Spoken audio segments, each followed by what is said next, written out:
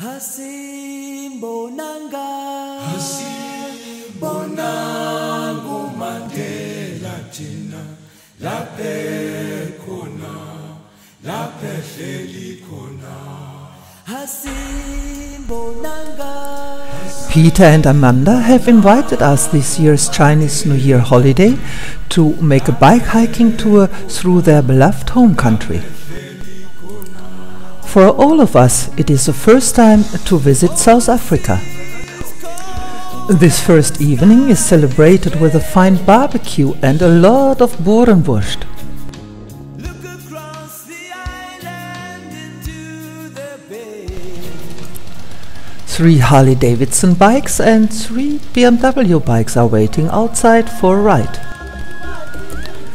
Today we will see the west coast and ride up to Paternoster. At the next small village we are meeting Madeleine and Philippe, and now our group is complete.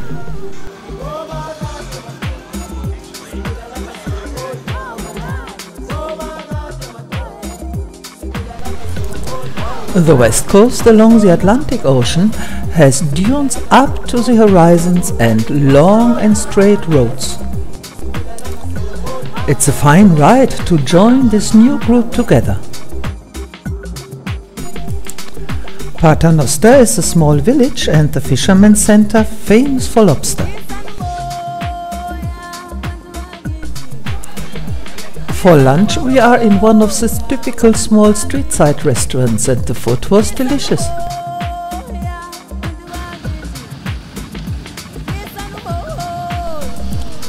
Together we are a fine group, 5 South African people, 2 Americans and 3 Germans. On the way back we ride through Cape Columbine's nature reserve. When we see the Table Mountain again at the horizon, we are back to Cape Town area.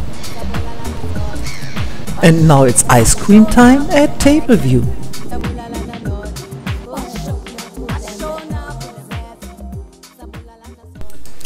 The next day we start our 5-day round trip on the famous garden route.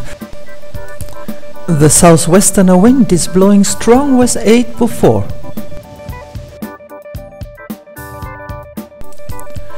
Our first destination this morning is Table Mountain, and we are lucky that he is not covered in clouds. The view from up here down to Cape Town is fantastic. Because of the strong wind, the cable car is not running and here are not so many tourists. We are the only ones.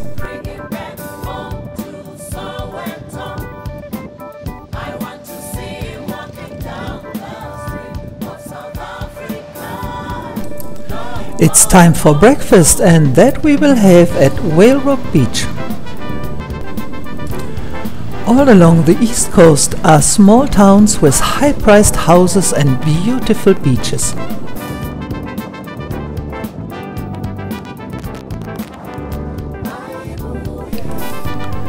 It was a nice breakfast with healthy food and fresh ingredients. Refreshed, we can hit the road again. We are now at the entrance to Chapman's Peak, the most famous part of the South African garden route. We are lucky today. It is open and not closed because of fire or falling stones.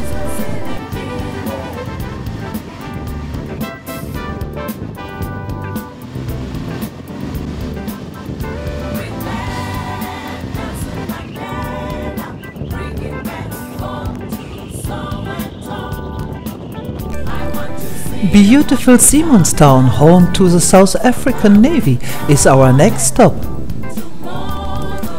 By accident we saw an oldtimer rally. Beautiful cars.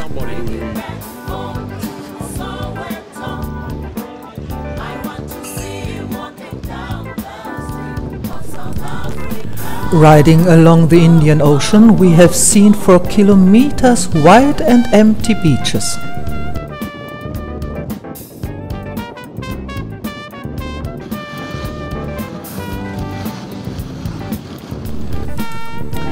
Today's lunchtime is in Gordons Bay. Here the mountains have funny names like Hottentot Holland Mountains. At Antonio's we have had the worst Italian food I can remember in my life. But we survived it. The weather becomes dark and foggy and maybe rainy, so we hurry up to reach Hermanus. Overnight we stayed in the lovely guest house Sandby. It has really a homely feeling. As bad as our lunch was, dinner was absolutely delicious at Harbour Rock's Sea Grill and Sushi Bar.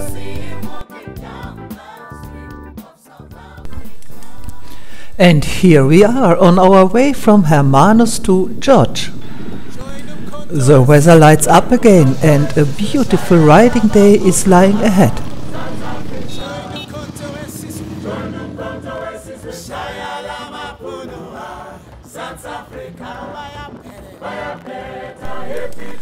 The air smells incredibly good. All around are some small forests with eucalyptus and pine trees.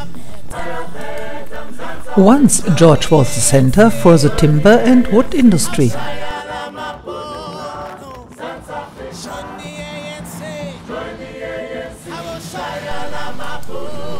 All in between sometimes are some small villages where the countryside people are living.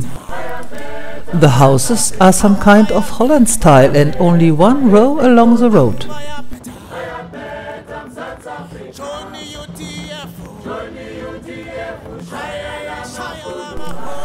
When we reach the first bigger river, it's time for lunchtime. In this beautiful beer garden we have had oyster steak and bobotie, my first South African meal. And now it's time to introduce our small group riding.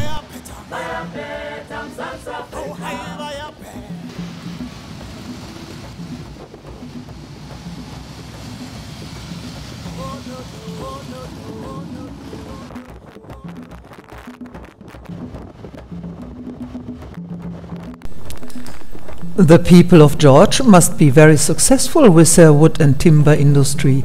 The closer we come to town, the less trees we see. Tonight we stay at the Protea Hotel. That's quite a nice chain and always you can find a good breakfast.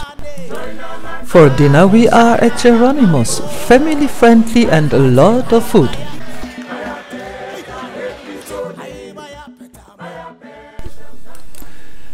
Before riding north, we have a short stop in Wilderness to get an impression of the beautiful beaches. The luxury Xanadu Villa opens its doors for us and it's so beautiful here. I could imagine myself to stay overnight and the next day to visit the famous national park.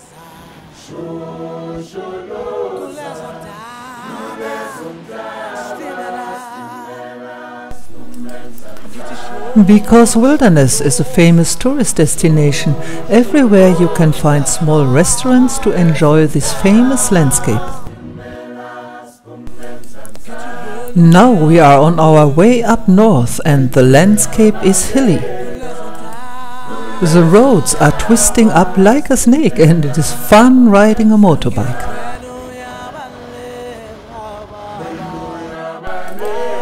On the high plateau the heat is on and the landscape is very dry.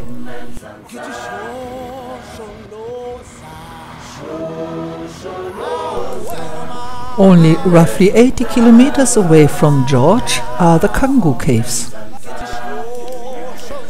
These limestone caves are the best known in South Africa.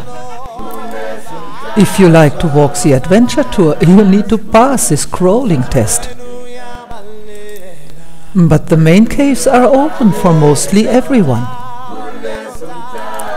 They have found artifacts which has shown that people have lived here since the Stone Ages.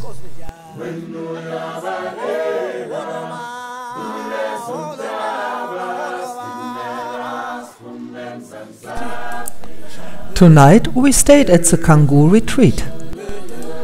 We slept in very clean small huts and have had a barbecue on the terrace.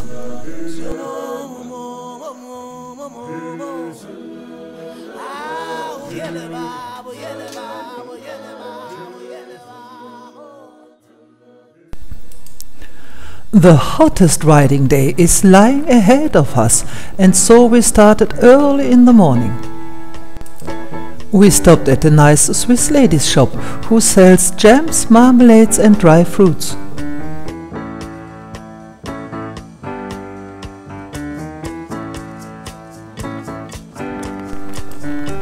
On this high plateau the landscape has become a semi-desert. There is absolutely no shadow around, and the tar also heats up.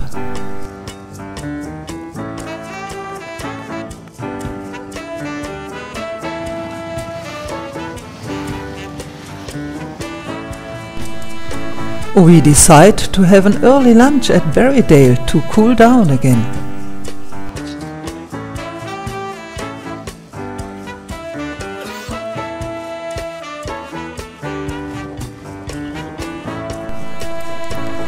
While riding these hot roads, it's hard to imagine that Worcester is the largest wine-growing area in South Africa. The temperature is now roughly around 41 degrees and we stop every 50 kilometers to cool down. Tonight we stay in the casino lodge and the dinner is in the casino itself. It was very noisy and loud.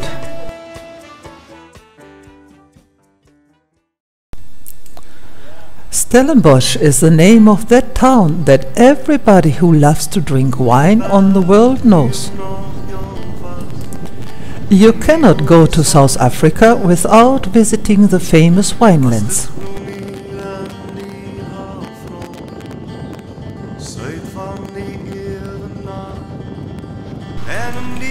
While Peter and Lucas take care of this night's hotel, we enjoy the quiet peace of Nedlingshof. It's so sorry, because we are still riding our motorbikes we stay with anti-alcoholic drinks, but we can enjoy the delicious food. Our wine tasting experience we later have had at Spears Wine Farm. It is the oldest wine farm and founded in 1692.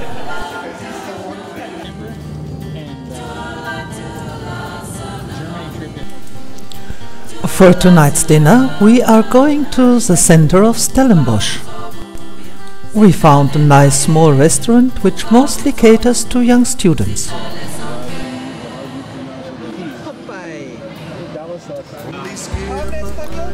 Tomorrow will be our last day riding and our group splits up with different destinations.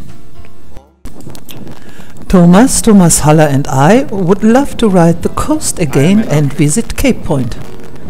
I owe my being to the hills and the valleys, the mountains and the glades, the rivers, the deserts, the trees, the flowers, the seas, and the ever-changing seasons that define the place. We stop very often to enjoy the beautiful sights. The dramatic shapes of the dragon. Behind Simonstown we are entering the Table Mountain National Park. So sorry, but we missed to see the penguins at Boulder Beach. I know that This early in the morning are not so many tourists at Cape Point and Cape of Good Hope. I owe my being to the Khoi and the sun whose desolate souls haunt the great expanse. From one point of the road you can see the Indian Ocean and the Atlantic Ocean in one go. To defend our freedom and independence, and they who as a people perished in the result. I am formed of the migrants who left Europe to find. And of course, again we enjoyed riding Chapman's Peak. This way round it looks totally different. Crosses the blood of the Malay slave. On Table Mountain, this time the cable car was running and it was crowded with tourists. Informs my bearing to a culture. Yes, we have had a great time. Thank you Peter and Amanda to make this possible.